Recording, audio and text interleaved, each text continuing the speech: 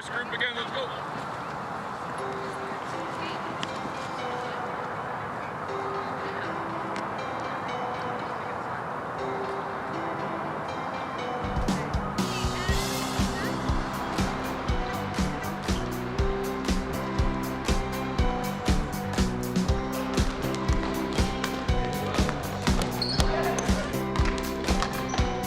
I met Michael in grade 5. He didn't really talk to anyone that much in elementary.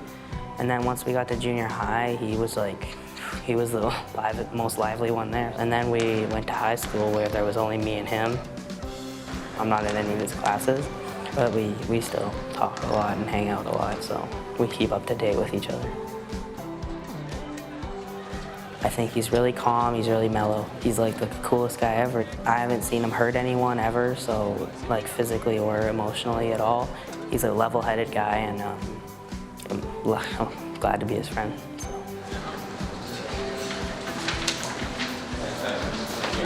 Make sure you grab your glasses. I guess I came to know Michael through science. We had a lab one day, and we just got paired together, and we just started our friendship there. He's smart, so if I ever have trouble, I can ask him. And I have several friends who are all different cultures, and we can talk about it. And they don't pressure me, or I don't pressure them into being that culture. Myself, personally, I'm Christian, and even being pretty good friends with Michael, I've never been pressured into becoming Buddhist.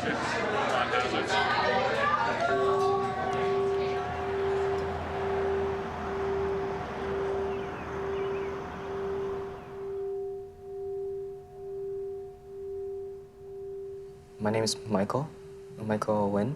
When I was 10 years old, I came to the temple, Truc Lam Monastery in Edmonton from Toronto. Once I first saw the brothers, I realized that I wanted to become a monk like them. It was a family. I felt like it was a friendship.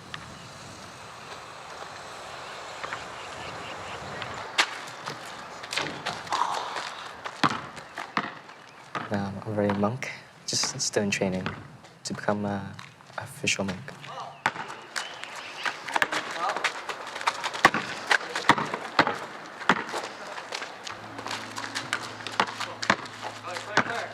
When I first came here, people who lived here were Michael, Peter, Patrick, William, Gordon, and Joshua. My friendship with Michael is very tight, to the point where I believe we can be called brothers, because if we need help, we'll help each other. We are always there for each other. We always got each other's backs.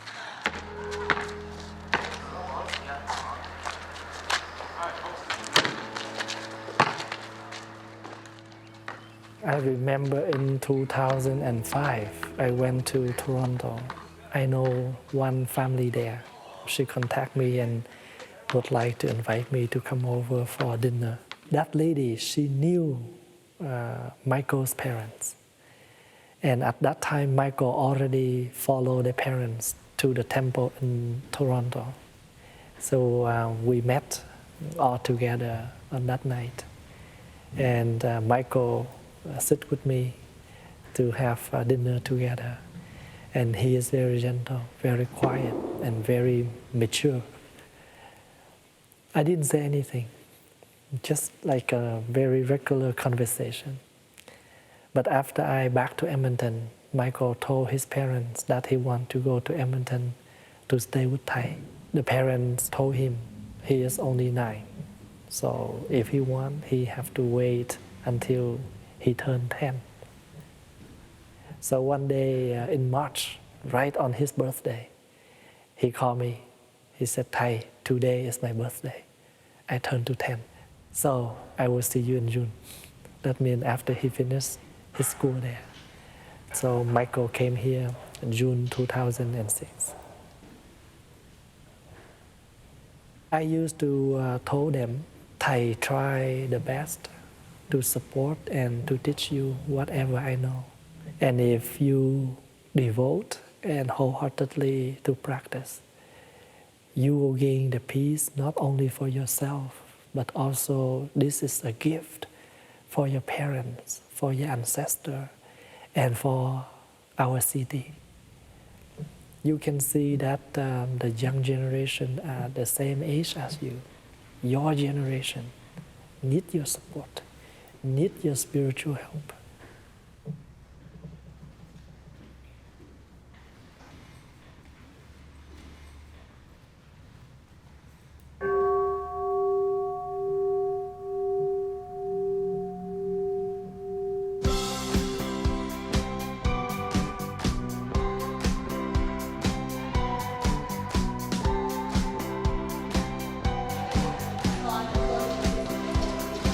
Don't put too much ink on it.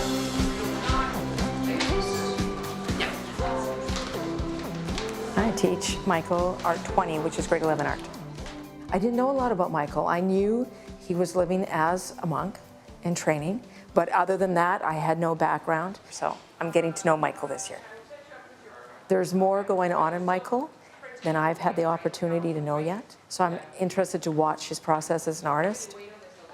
When I discuss lesson plans, I'm always worried that, are they understanding? And when I go through one-on-one with the students after I've done my spiel at the beginning of the class to make sure everyone's on track.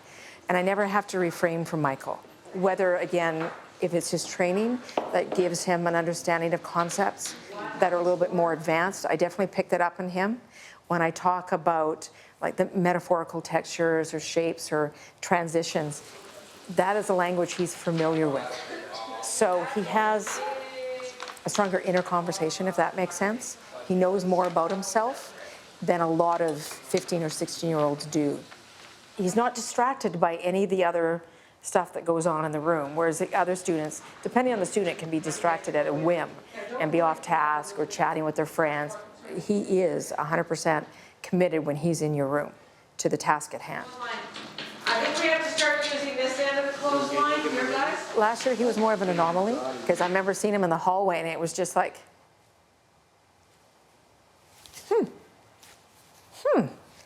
and then asking staff, that young man who's dressed like a monk, what's going on?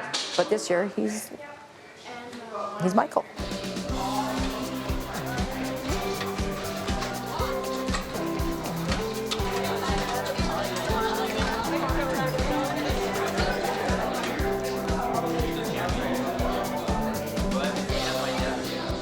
I met Michael last year in Chinese class.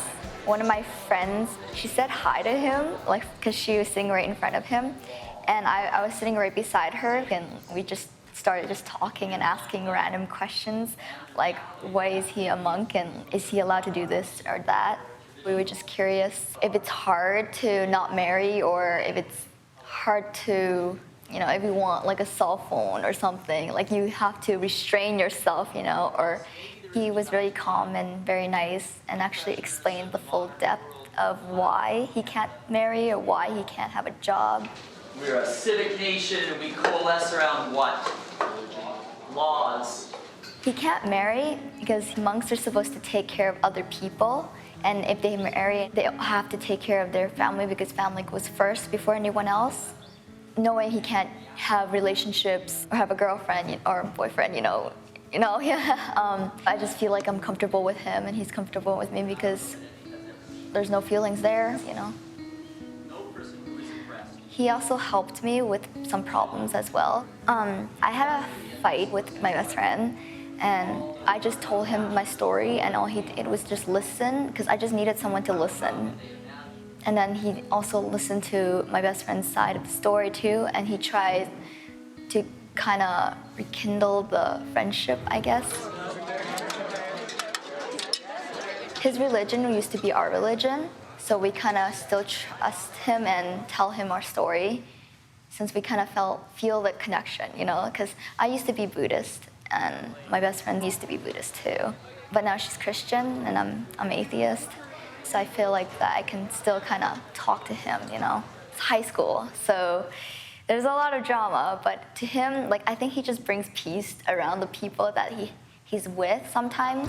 Whenever I'm angry, or just having a bad day. When I'm near him or like with talking to him, just makes me like cool down, and I don't know, it's just his presence just makes me like all happy and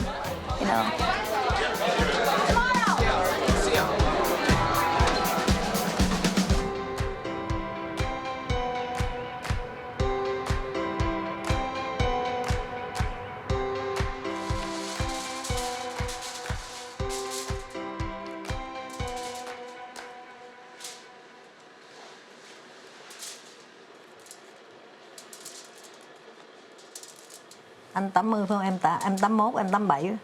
Actually, I came to Canada in 1981. Yeah, me. And then we met together in Vietnamese community in Toronto. Yeah, me and him get married in 1990. Yeah, after 6 years, I give birth Michael. After a few years, 5, 6 years. Yeah, 6 years, yeah. Yeah, at that time, he came to Canada behind me a couple of years, 7, 8 years. Yeah. But still, the life there very difficult, miserable under communism. Yeah. So that's why you see a lot of people, both people, mention both people. Yeah. But beside that, a lot of people die too. So that's why we're looking for the way to get the freedom first. Yeah. Yeah, the same my husband. Yeah. I go to by bus, and a lot of people pass away in the stores. They mean die on the sea. Yeah. My boss, small boss, a lot of people. Yeah. How many people? 98 people. Yeah. Some people sick. Some people cướp biển là sao? Pirate, right? Pirate. Yeah. Take a young woman. Yeah. It take some people die. I scared a lot of people.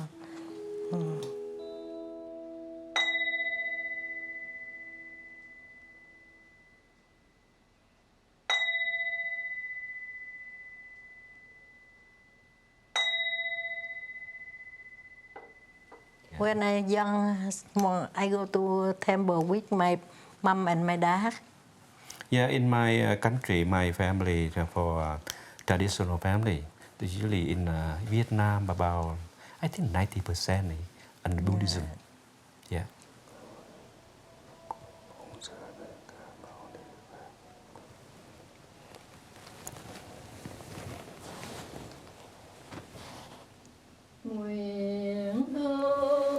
When we were there in Toronto, we go in the temple every week. Every Sunday. Michael, we go together with us.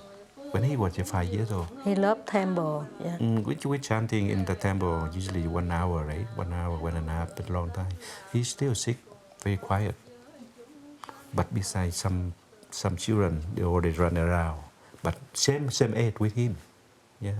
But he different, special, different. Tâm Bồ Đề kiên cố xa bề khổ nguồn mây chống quay về bờ giác. You asked me about why they came to Calgary. That's why the first thing closer with the church, that means the Buddha and Dharma and Sangha. Yeah. Đấng Pháp Vương vô thượng ba cõi chẳng ai bằng, thầy dạy khắp trời người, cha lành chúng bốn loài, quy y tròn một niệm, dứt sạch nghiệp ba kỳ, xưng dương cùng tán thán, ức kiếp không cùng tận. So we need live very close as possible to Chur. That everybody, every beauty need it. And beside that, we have Michael very close to us. Yeah.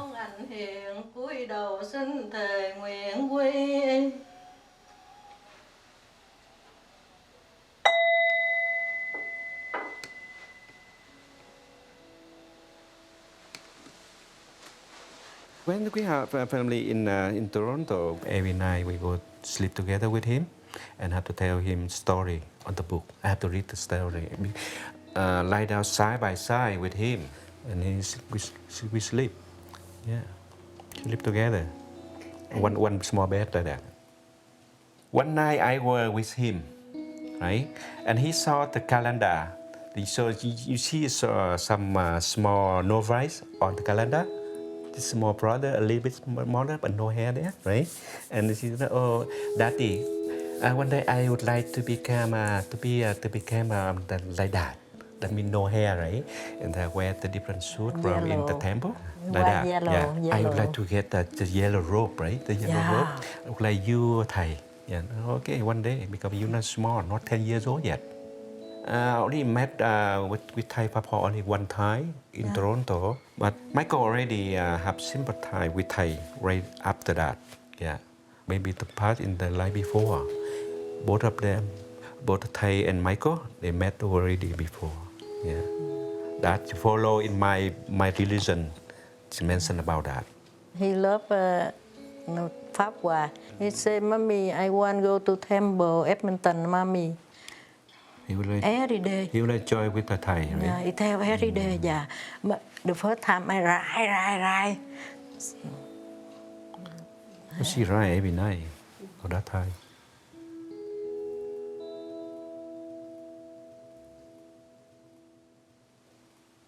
Usually, when you have a son to lead your family to go in temple, you have to agree to let Michael to join with the temple forever.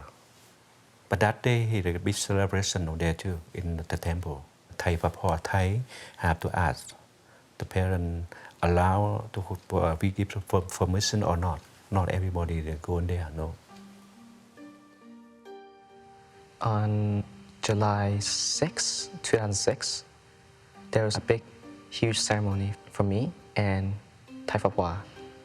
The Grand Master, he passed down the role of abbot to Thai Papa, and I also became a novice on that day. At first, I was very nervous, just sitting down with my parents together before Thai called my name up to come up towards the monks. And there were a lot of people, maybe hundreds of Vietnamese practitioners. And there's many monks from other places around the world. They asked me questions on like, what are the 3 reasons of you why to become a monk? I told them that the first reason I want to become vegetarian. The second was I wanted to learn the sutras of the Buddha. And lastly, becoming the most venerable monk. And everyone started laughing because there's never been a person who says, I want to become the most venerable. Most people say, I want to become the Buddha. During the ceremony, the masters would come to me and cut my hair, just small bits, and after the ceremony, they would shave my head and show I was ordained. The monks are required to shave their hair because we live through our days as a peaceful monk, and through that we're liberated from outside things, such as our family, or having our wife or husband, or having a job. And it shows that we are releasing or shaving our suffering away. My Dharma name is Trung Thien, which is the middle path of wholesomeness. Whenever I remember that name, it reminds me to come back to myself and do the things that I should do that's good. Yeah, I feel I'm very happy. Yeah, because Michael love everyone. Yeah. I'm very happy. Actually, she didn't mention about that. When the Michael left us in Toronto, the first week we upset too because my son. Yeah.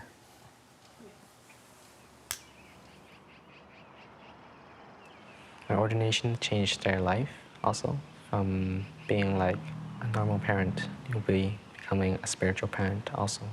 They moved to Calgary. The reason why was to get close to me, but not too close because they'll ruin my practice. But they still come visit me, or we phone each other or emailed to stay connected. And now, now electronic, now technology very fast. Facebook between Daddy and son Email. and with Michael.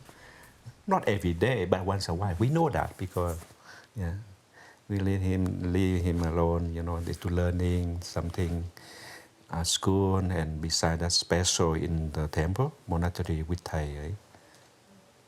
And we all the time, me and my wife told him, listen, listen to Thầy.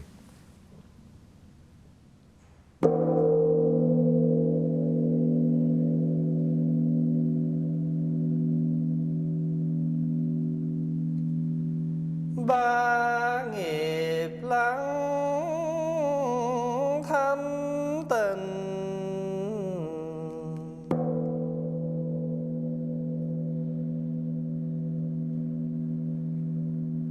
gợi lòng theo tiếng chuông.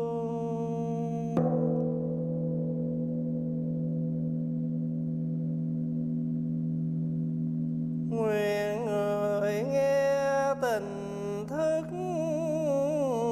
vượt thoát nẻo đau buồn.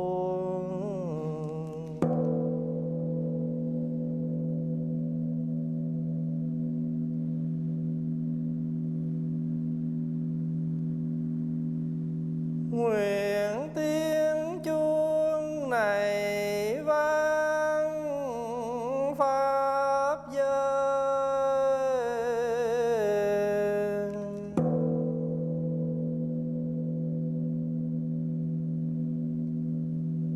xa xôi tâm tôi mọi loài nghe.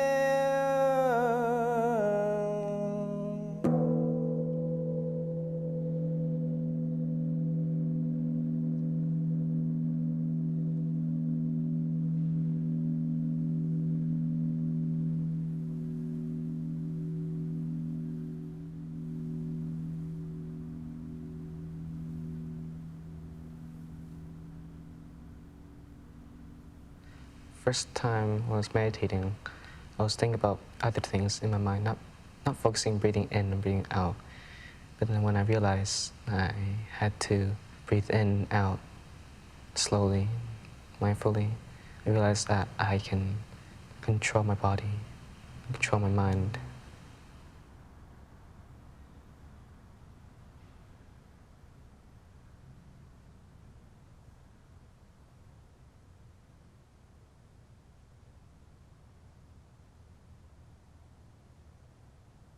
I don't think about anything else, just breathing. But then if I do, I recognize it and I just let it go.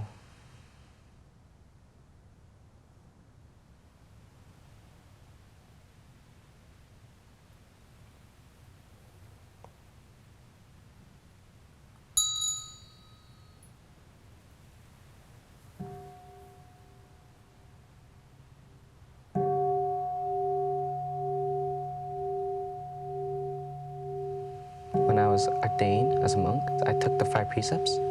The first 5 for everyone that are practicing as Buddhists is the first one's not to kill living things or in our minds, such as bullying others physically or mentally.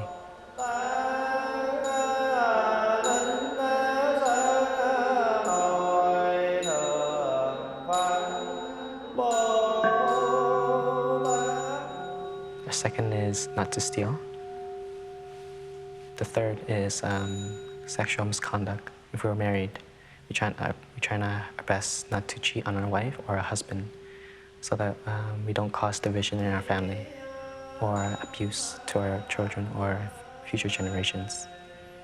The fourth is not to lie or use words that cause division or discord. And we try our best to listen deeply to others and use compassionate words.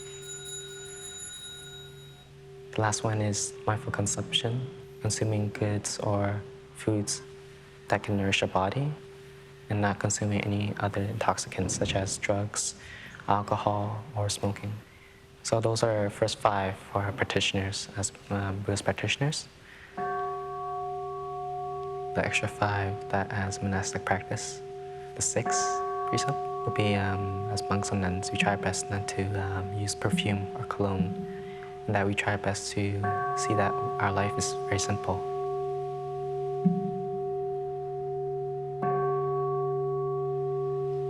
The 7th precept is try our best not to be engaged with too much technology or entertainment such as magazines, TV shows, or books.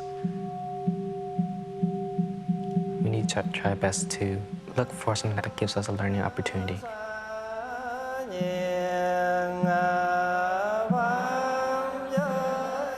The eighth precept is not to become too luxurious, such as wearing a lot of branding clothes or sleeping on luxury beds, such as king-size, queen-size beds. The ninth precept is not to eat meat, or try our best to become vegetarian, and also eat at right times with the Sangha, not at different times, unless you are sick.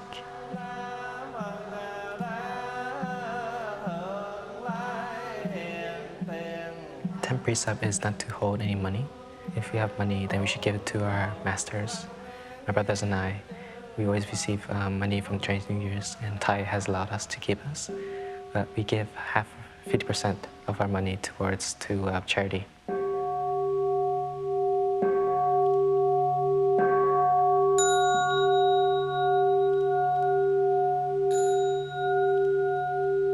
And so those are the extra 5 precepts that as a monk I practice.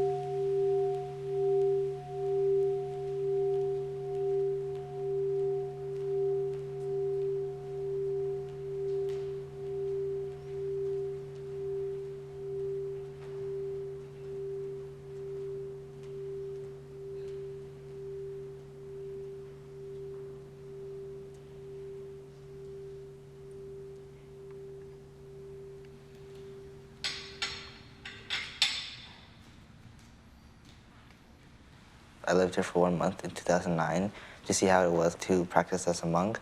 So I liked it, so then I asked to stay. So in 2011, I came to live and practice as a practitioner.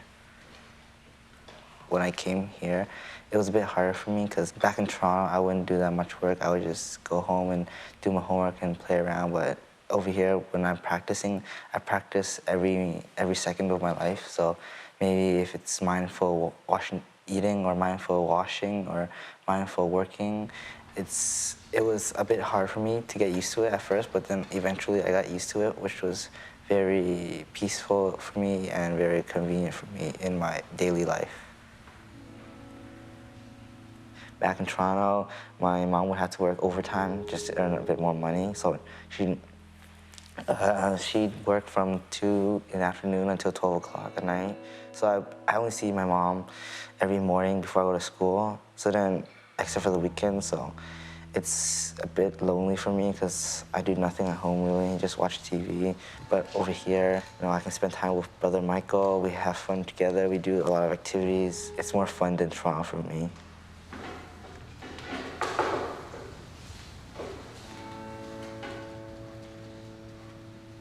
Sometimes when I practice, I have difficulties, he helps me a bit. If I'm working and I need a bit of help, he would just come and help me. I always look up to him. When he's doing work, I try to do the same thing as him because everywhere he goes, people are very happy to see him. He does everything mindfully and very good. I try to do as much work as he does. I try to help people like he does. I want to try to be like him, kind of.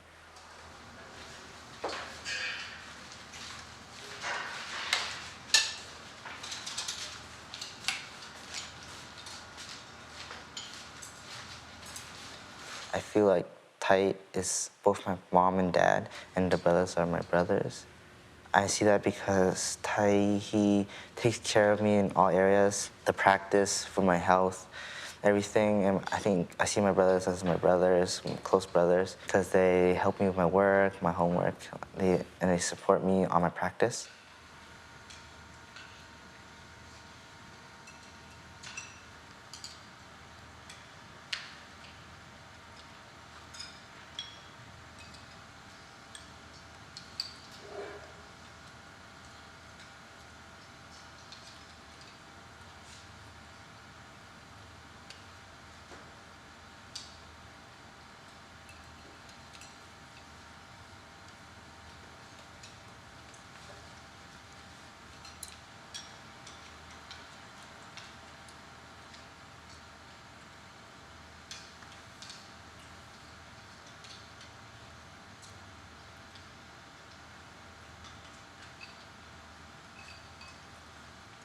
In the Buddhist tradition, the parents, if they are very devoted to the practice, the parents used to bring their kids to temple when they were young. And of course, when they come to temple, and the life of the temple is very simple like that. Vegetarian and, chanting, meditate, and of course, we have some time to relax. And if you have the affinity with the practice, automatically you attract. I met all the young boys in many different ways. And I never have the purpose to attract them, to inspire them or anything. But maybe the way I treat them, the way I love them, the way I come to them, maybe have something touch them. I don't know. And in the Buddhist belief, we believe that you must be something very strong to the Buddhist in the past. That's why when you come back to this life, that really inspire you, that really attract you. And no matter what happened, you still very strong in your practice. The lotus is very important in Buddhism because the lotus is the flower that grown in the mud. If there is no mud, no lotus. The lotus plant must grow under the mud. And from the mud, there is a beautiful flower, bloom and fragrance like a lotus. And the lotus is one of the flowers that able to make the dirty water clean. What does that mean? The mud symbolizes for, the disquiet society. Our practice, we cannot escape, we cannot jump, we cannot move away, run away from the mud in order to get enlightenment. If you have no suffer, you never know what is called happiness. So that's why you see when they portray the Buddha or when they make the Buddha statue, they always make the Buddha sit on a lotus. Sitting on the lotus means that is the one who are fully awake, who are able to live their life without the influence from the bad. So in the Buddhist practice, you want to attain the fruit of the practice, you cannot run away from this entire war. You have to be right in this society in order to awake, in order to realize the path of the practice. You want to help people, but you never involve, you never get close to people. How can you understand their suffering in order to help? That is the meaning of the lotus. So, whoever live in this quiet society, but you do not influence by this society, you are the lotus.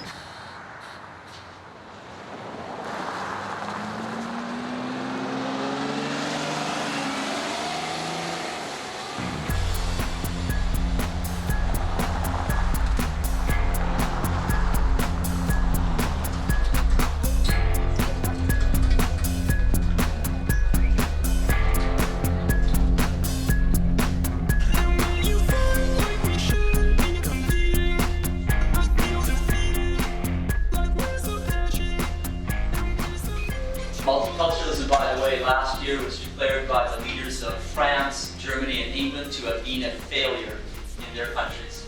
Did you hear that? That's a pretty radical thing. In England, in France, and in Germany. I play the role of devil's advocate as a teacher, and I throw controversial things out and in the beginning to see if anybody's awake and listening and if they got that. And so my premise is that Canada will fail, or that's my conclusion rather, that Canada will fail. Building, designing, through law. This is a grand experiment, the global village, to come to Canada and to grow roots here, roots that were planted long ago in some ancient place on the far side of the world, and that people come and transplant those roots here and grow those cultures here so that we end up with a multicultural society.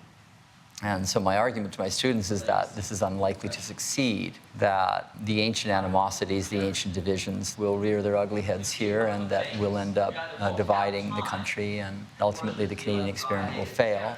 And I'm looking for challengers. People are tied to the land, to ethnicity. In our classrooms, and it's true here, are the children of all the world's troubles. What we have at McNally, we're sort of a middle-class kind of school, so we don't have that many very fresh immigrants, but there are schools in the city that have much larger populations of very fresh immigrants to the country who came as refugees oftentimes and are looking to settle and to make a new life here. We have an opportunity to locate on our sameness, to locate on empathy, to locate on our humanity, and to look at the world's problems not through an Asian lens or through an African lens or through a Eurasian lens, but to look at it from the humanist point of view.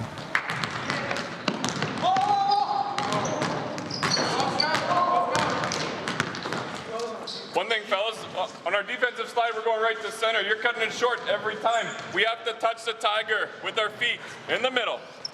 You cut corners, you're not getting the ball.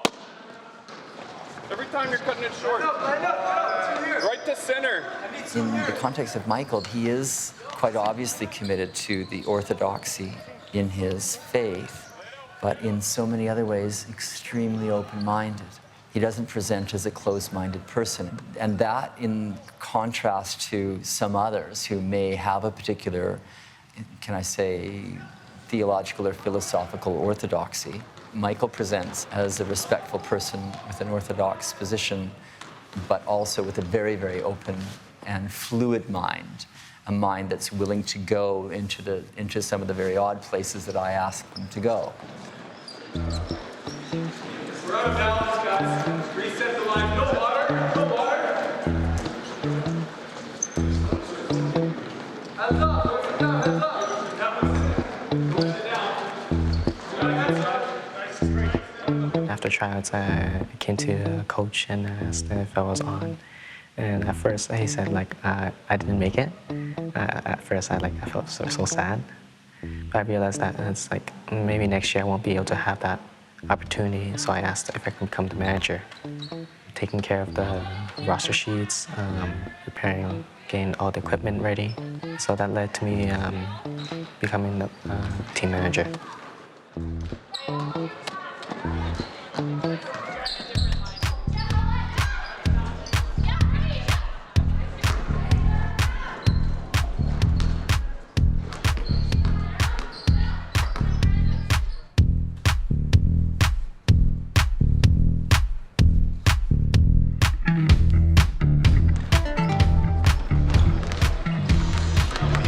Because I believe you can close out those shots. Handing out in the order. Second half, we'll work on 4 out. Okay? 1, 2, Tigers! Shot.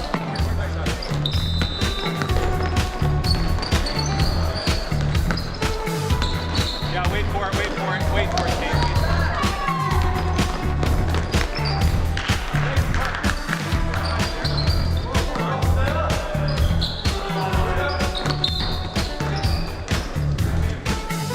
Good take. Nolan, get out, Nolan. Nolan, that's you. Close it.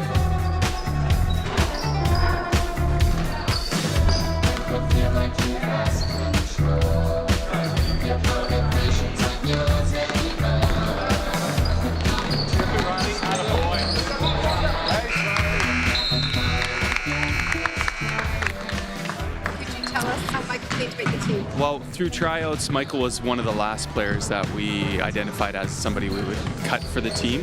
What ended up happening was Michael approached the head coach, Mr. Bondar, and asked if he could manage the team. Totally dedicated. We were shorthanded a few times in practice, and he stepped in there, learned all of our plays, even as a non-member of the team. Learned all our plays, ran with the boys. Next thing we knew, we felt that just that dedication to the team was worth a spot on the team, and he's worked himself into a fairly regular spot in the rotation of the boys.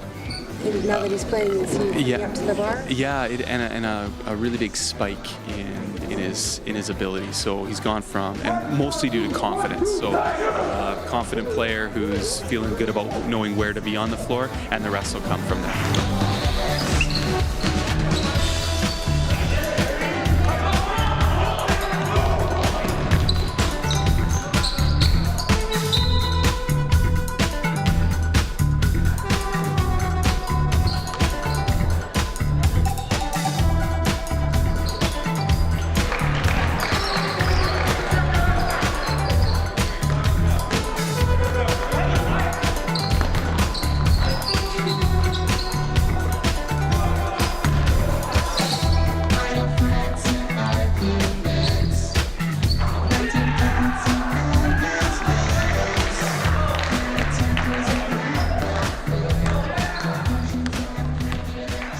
There are times that we went through difficulties of connecting with one another. We realized that we had to step up or we won't make it.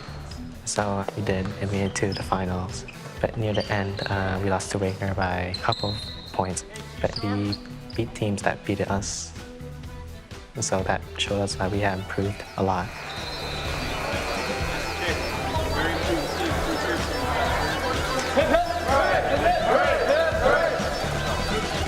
We tried our best, and that's what gave us our result.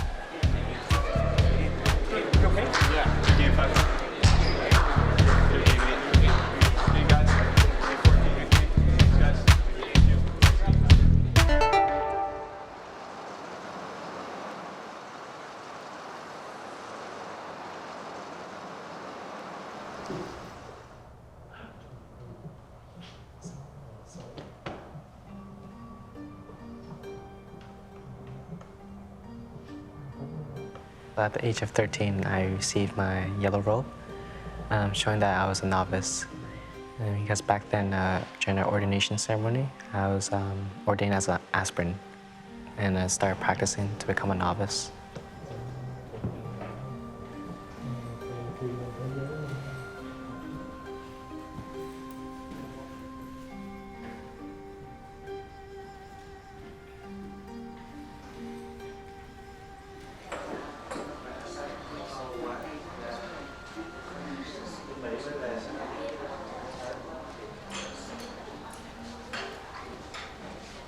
During the ceremony, when I received my yellow robe, I felt I had to be confident of myself because I'm growing up, taking another big step as a monastic.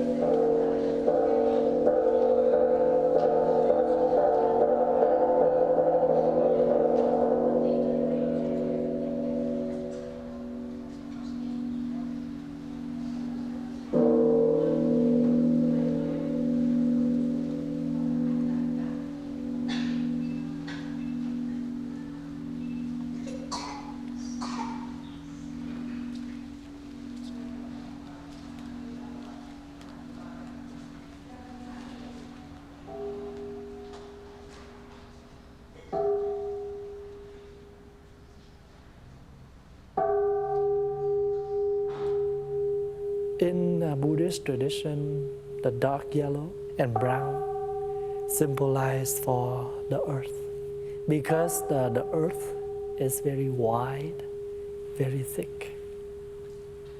Earth symbolizes for patience. When you have clean water, you pour down, the earth still take it. Dirty water, still take it. Same thing.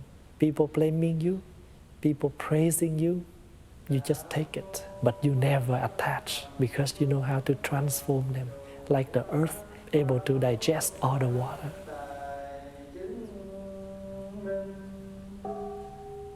So a monk, when we put on the robe, it reminds us to learn, be strong, be patient,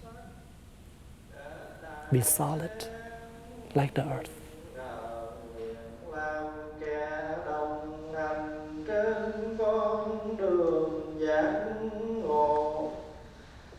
Xin mọi loài chúng sanh từ bỏ cõi làng quên theo đường giới định tuệ, quay về trong tỉnh thức.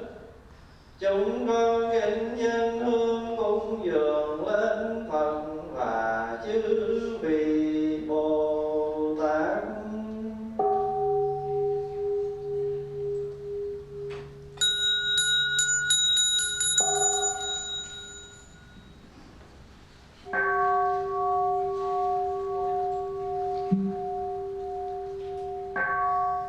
In your life as a monastic, you had to help your Thai or your master doing simple things such as taking phone calls, leading chanting sessions, and taking care of the Friday meditation class. Please turn the chanting book to page 4.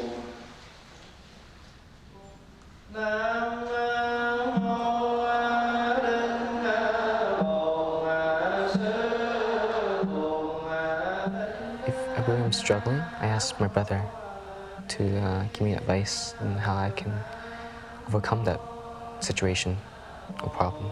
But then I usually think about the situation and try to solve it myself.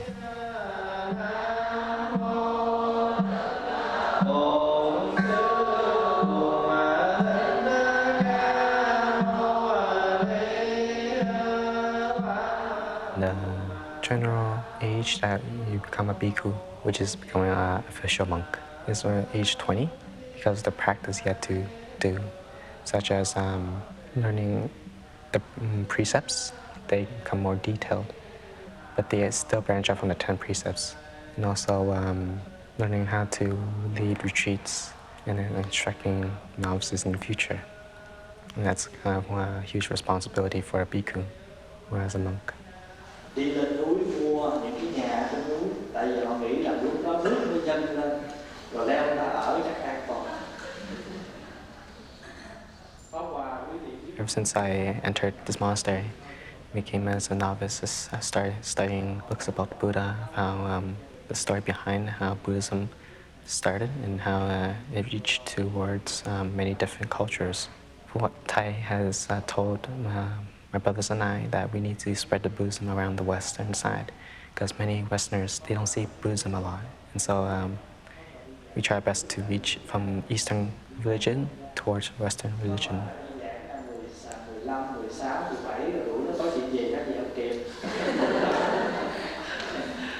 Đó, thành thử ra nói như vậy cho đại chúng, tất cả chúng ta những người Phật tử ở đây phải vững tâm.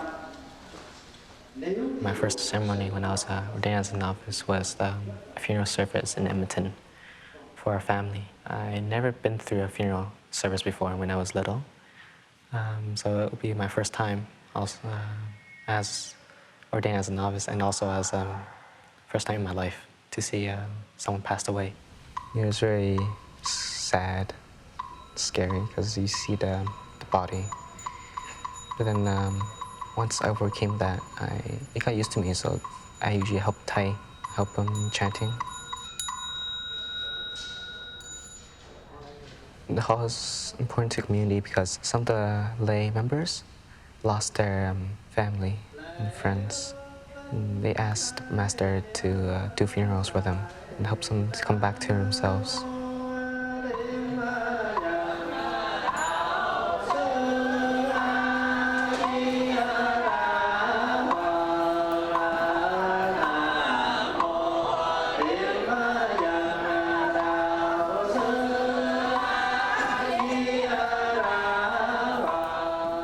idea of how Asian cultures practice food offering towards our ancestors or the deceased is that we try to show our gratitude and respect.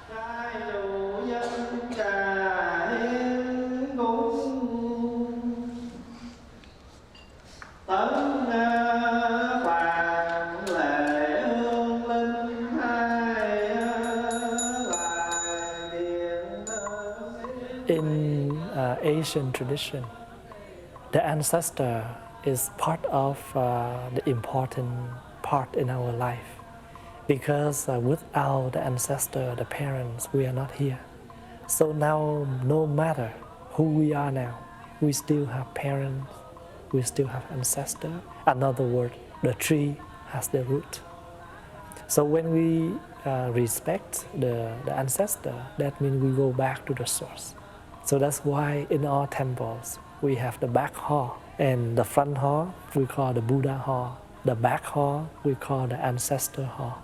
When someone passes away, we bring them to the ancestor hall to do the ceremony, to commemorate, to place the picture on the wall. In you, in me, 50% of my father's side, 50% of my mother's side.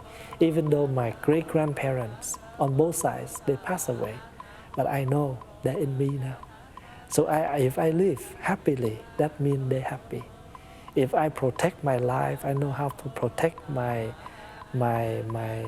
physical body. At the same meaning, I am protecting them. So when you reflect and you see that, your ancestor, your parents in you, you will not dare to damage your body. You will not dare to damage your life. Instead, you will use this life, you use your body in a meaningful way.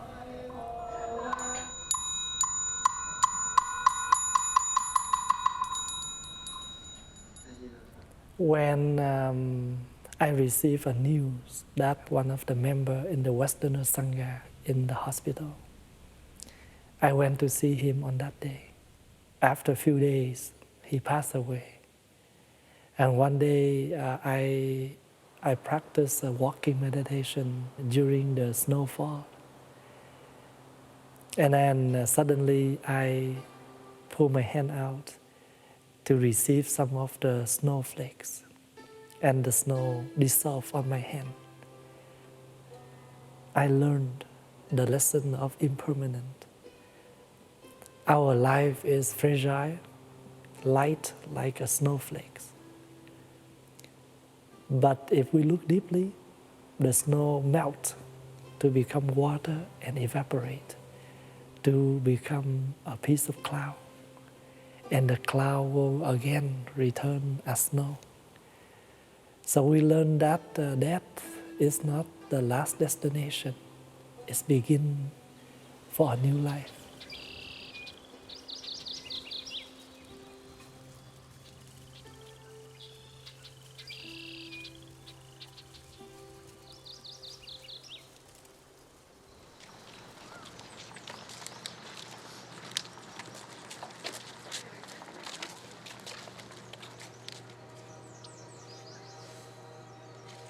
In retreats, usually some people are very shy, but you need to get them involved so that they can feel comfortable where they are.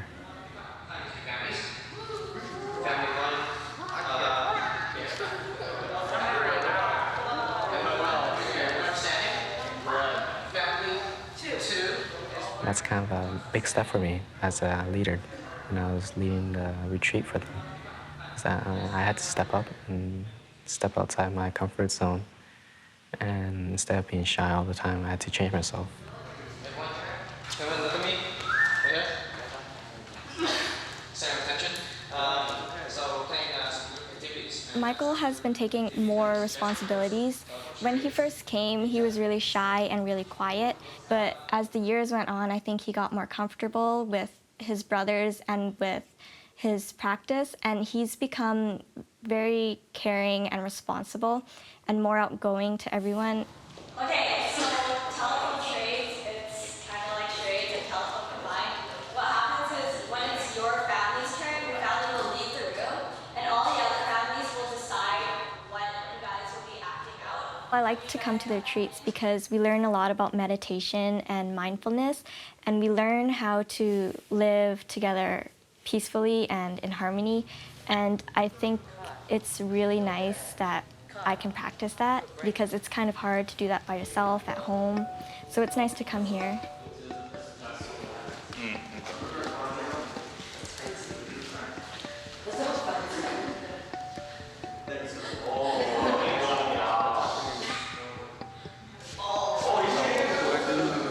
What do I do?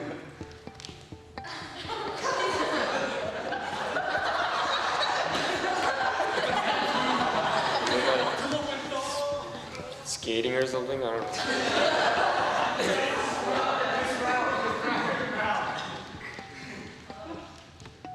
Tennis or table tennis? Yeah, man.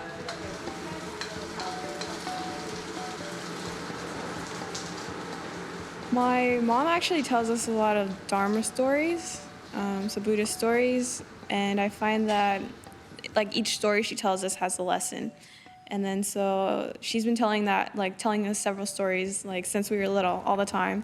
I just take that lesson and then just like utilize it in everyday life. And so they're like Buddhist teaching. Coming from an Asian background, especially since my parents are from Vietnam, like their struggle to come to America was, it was difficult, and they find it like that America's full of opportunities and that their children should utilize it. So it's like you have that pressure where you have to either be like a doctor or a lawyer, or, something big.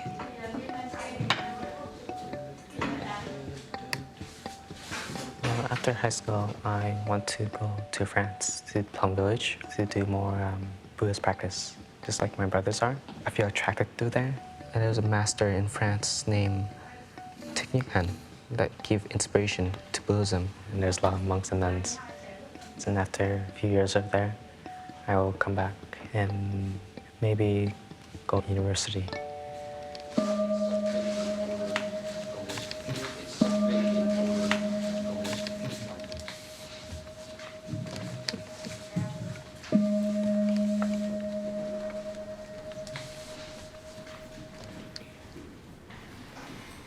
Comparing Michael and the novices to my friends, there's a great difference.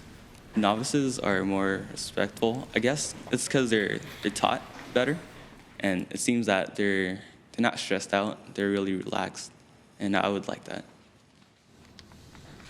Brothers and sisters, when you hear the bell, please meditate on 5 contemplations. This food is a gift of the earth, the sky, numerous living beings, and much hard and loving work. May we eat with mindfulness and gratitude so as to be worthy to receive this food. May we recognize and transform unwholesome mental formations, especially our greed. May we take only foods that nourish us and keep us healthy. We accept this food so that we may nurture our sisterhood and brotherhood, build our Sangha, and nourish our ideal of serving living beings. Thank you.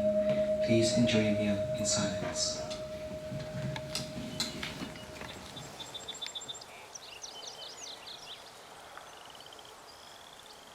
Not everyone has the mind of, or the feeling of compassion, or the understanding of one another, or being aware around your surroundings. Most people in the modern day worlds aren't always fit to practice the traditional way, but we have to be flexible of practicing Buddhism in a new way. I really find that being first generation in Canada, that coming into the religion is a little difficult because of all the other influences of other cultures and things like that. And I find that I'm really lucky to be able to have found this retreat and this community, because if I hadn't, then I really don't think that I would have been as involved in the practice as I am now. I find it as a way of life, so just like little tasks, I've tried to be very mindful about it, but my parents take it very traditionally, so they do a lot of sitting down for a long time and chanting, and a lot of rituals and incense and stuff like that, but I kind of use the religion to influence my everyday life. Belief is in helping each other, helping friends along the path, bring people to the right path, not the wrong path. Because as a monk, you sit down and you listen deeply towards their words, what they want to say, because not all the times friends can always be there for you. Sometimes friends are always busy, and so I have the time to be free and just sit there and listen to their troubles or problems. I feel really lucky to have the brothers. When I first met them, I was kind of tense because I knew that they were in the practice, and I thought that, oh, they're Buddhist monks, so I probably should not talk to them too much because they're in practice. But honestly, they're just boys. Since they're my age and they're in the practice so much, it really is a constant reminder for me to keep practicing, because sometimes, especially when I'm not here, I kind of forget and I kind of immerse myself in stress and a lot of material things, but then I come back to here and I see my brothers practicing so well, and it just really inspires me to keep going.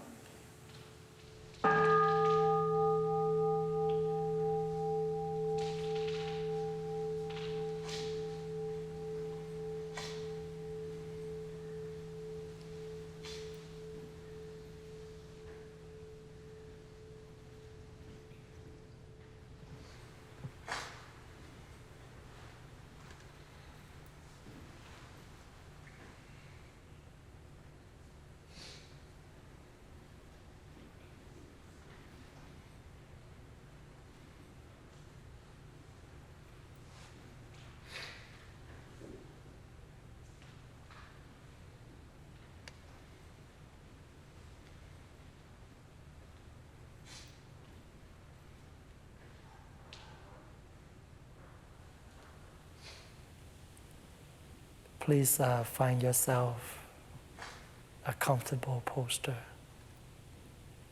Close your eyes. Relax your shoulders. Relax your hands and your body. Do not thinking about the past or worry for the future. Just follow your breath.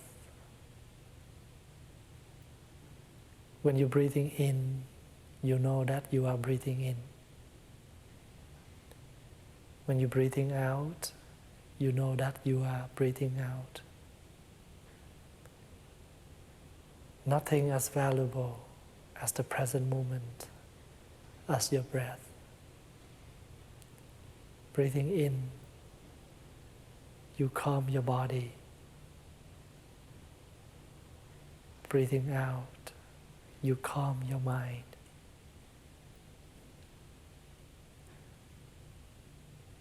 Breathing in, you know that you're still alive. Breathing out, you smile. Breathing in, new day to live. Breathing out, using it meaningful.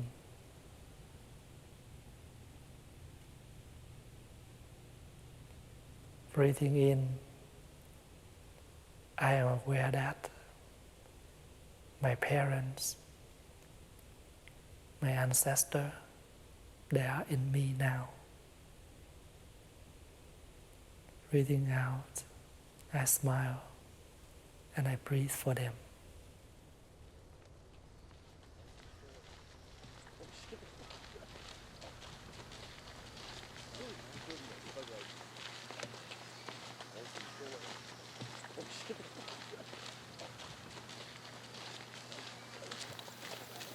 Lord Buddha, I practice to be in touch with you as I touch the earth.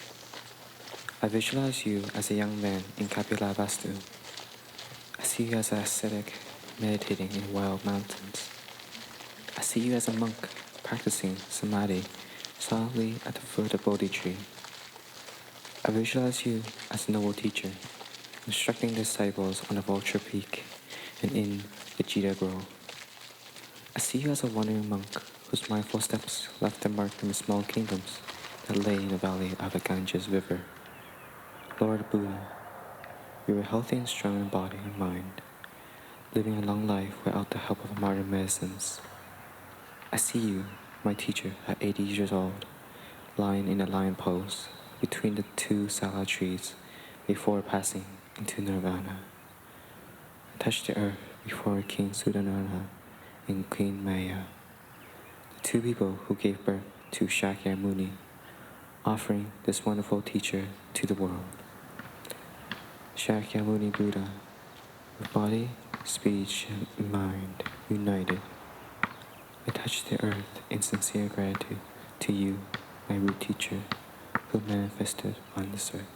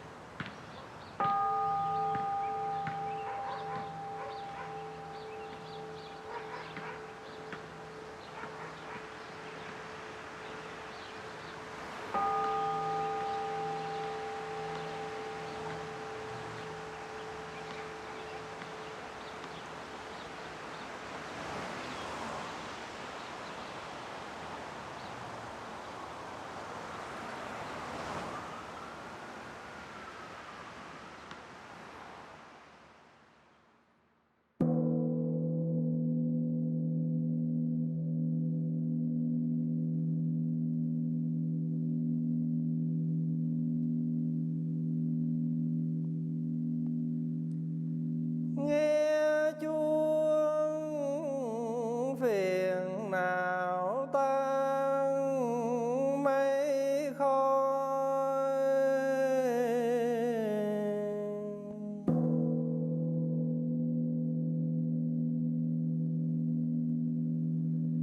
ý lặng thân an miệng mỉm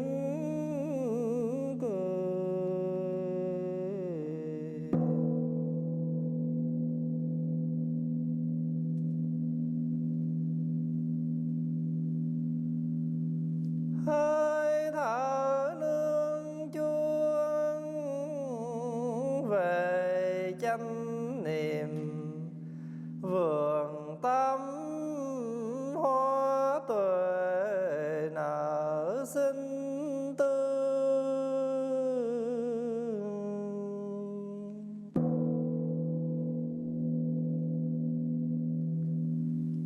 Nghe tiếng chuông lòng nhẹ buông,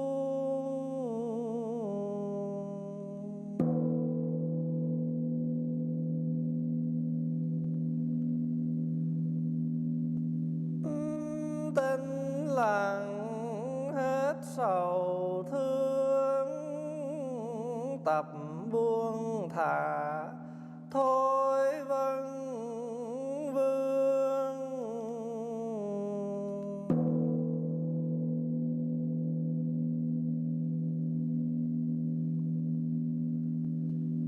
Lắng nghe thấu tận nguồn cơn, học nhìn lại hiểu và thương.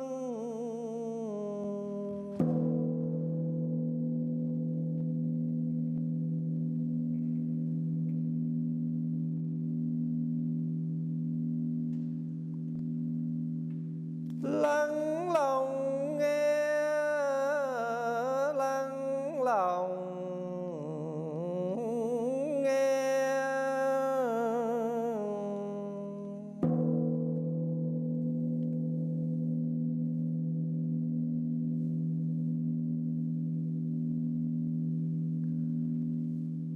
Tiếng chuông huyền diệu đưa về